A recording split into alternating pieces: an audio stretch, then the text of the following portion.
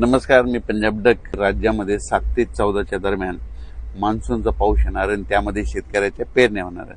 पण या मान्सूनच्या पावसामध्ये काय होणार आहे, ओढे नाले वाहतील असा पाऊस पडणार आहे, नद्यांना पाणी देखील येणार, पूर देखील येणार आहे, म्हणून हा अंदाज लक्षात. पण या मान्सूनच्या पावसात गारपीट कधी नसते, पण यावर्षी या मान्सूनच्या पावसात मात्र 7 ते 14 मध्ये ठिकठिकाणी गारपीट बघायला भेटणार आहे. म्हणजे ह्या मान्सूनच्या पावसामध्ये देखील गारपीट पाहायला भेटणार आहे, वादळी वारं देखील वाऱ्याचा वेग देखील बघायला भेटणार आहे, पाऊस देखील तसाच पडणार आहे, नद्याला पाणी येणार आहे, ओढे नाले खकळून वाहणार आहेत, म्हणून हा अंदाज लक्षात.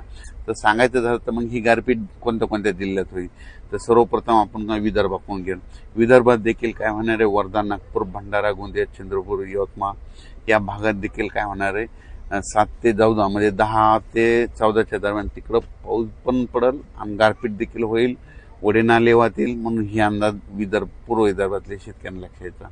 त्याच्यानंतर अमरावती, अकोला, बुलढाणा, यवतमाळ, वाशिम, नांदेड ह्या पट्ट्यातल्या शेतकऱ्याला सांगू इच्छितो की तुमच्याकडे देखील काय होणार आहे, 1 जून ते 5 जून तर हे भाग बदलत पाऊस पडणारच आहे.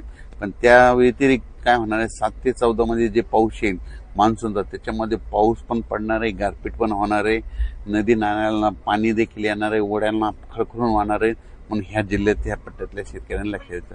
त्याच्यानंतर मराठवाड्यातल्या शेतकऱ्याला सर्वप्रथम सांगू इच्छितो, मराठवाड्यामध्ये झालं, नांदेड जिल्हा झालं, हिंगोली जिल्हा झालं, परभणी जिल्हा झालं, लातूर जिल्हा झालं, बीड जिल्हा झालं, जालना जिल्हा झालं, संभाजीनगर, त्यानंतर इकडं जळगाव ह्या पट्ट्यात देखील सांगू इच्छितो की तुमच्याकडे देखील 1 जून ते 6 जूनच्या दरम्यान दररोज वेगवेगळ्या भागात चांगला भाग बदलत पाऊस पडणार आहे, 1 जून ते 6 जून.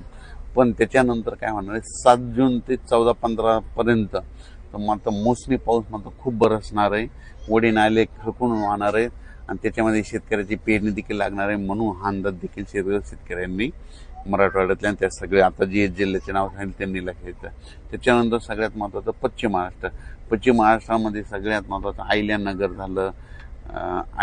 झालं, त्याच्यानंतर सातारा, सांगली, सोलापूर, कोल्हापूर, पुणे.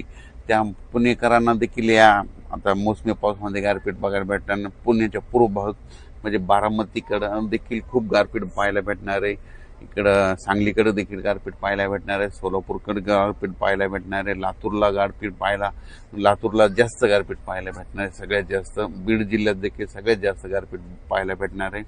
त्याच्यानंतर इकडं सातारा जिल्ह्यात ओढे नाले वाहणारा पाऊस पडणार आहे.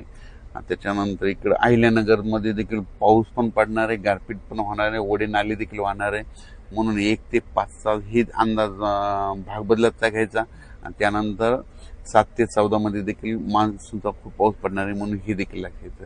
त्याच्यानंतर उत्तर महाराष्ट्राकडे नाशिक, नंदुरबार, धुळे जिल्ह्यात त्या भागात देखील काय होणार, तिकडे देखील पाऊस पण पडणार आहे आणि काही काही भागात गारपीट पण होणार आहे, म्हणून अंदाज लक्षात. त्याच्यानंतर हे कोकणपट्टी, घाटमाता, परिसर माता तिकडे मुसळधार पाऊस ते चालूच राहणार आहे, म्हणून ते कोकणपट्टीच्या विभागातले अंदाज त्यांनी देखील लक्षात.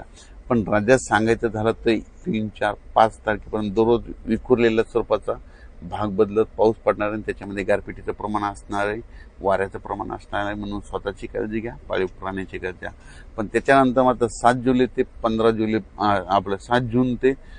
जूनच्या दरम्यान जे मान्सूनचा पाऊस येईल त्यामध्ये मात्र पाऊस देखील जास्त पडणार आहे, गारपीट देखील राहणार आहे, ओढे नाल्याला पाणी देखील येणार आहे, म्हणून हा अंदाज लक्षात.